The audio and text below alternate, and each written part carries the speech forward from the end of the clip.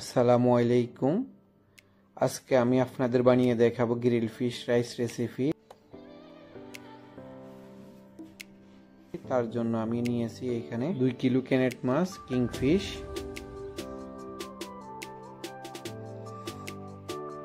মশলা বানানোর জন্য আমি নিয়েছি বন্ধুরা এখানে হলুদ আধা চামচ, ধনিয়া আধা চামচ, জিরা আধা চামচ, মরিচের পাউডার আধা চামচ, ব্ল্যাক পেপার আধা চামচ, ধনিয়া কুচি করে কেটে নিয়েছি 1 টেবিল স্পুন 1 চামচ পরিমাণ। এখানে নিয়েছি ফ্রাইড ফিশ মশলা আর এলো কালার দিব এখানে মাছটার জন্য কালার সুন্দর থাকে এর জন্য তেল নিয়েছি বন্ধুরা। লেবু নিয়েছি এখানে বড় 1 পিস আর দেড় পিসের মতন বন্ধুরা, মাছ যেন বেশি ওই জন্য। এখানে আমি 1 টেবিল স্পুন দিয়ে দিয়েছি গার্লিক পেস্ট মশলা, বাকি যেগুলো দেখেছি বন্ধুরা এগুলো এখন দিয়ে দিলাম। ফুড কালার দিয়ে দিয়েছি সামান্য পরিমাণ।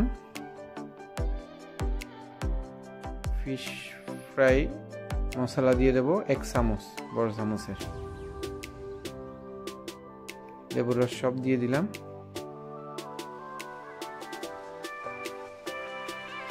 তেল দিয়ে দিলাম বন্ধুরা পরিমাণ মতো,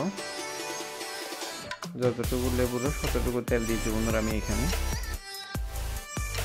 সব মাছ এখন মশলাতে মিক্স করে নেব।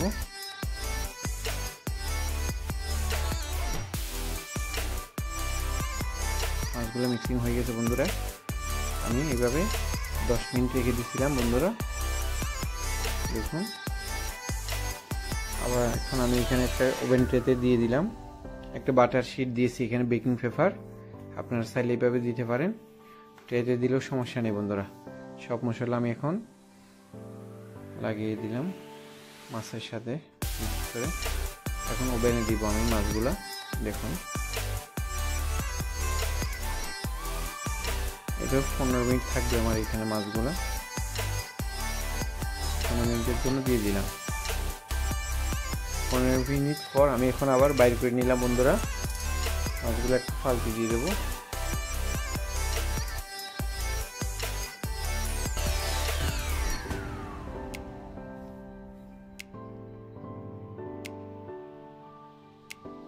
এভাবে সব মাছগুলো আমি এখন ফালি করে দিলাম বন্ধুরা। আবার দিয়ে দিব 15 মিনিটের জন্য।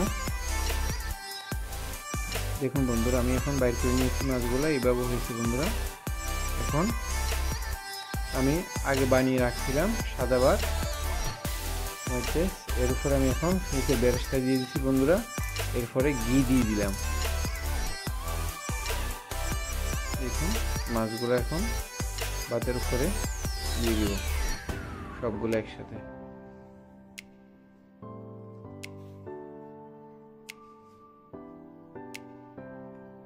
দেখুন বন্ধুরা দিয়ে দিলাম সব।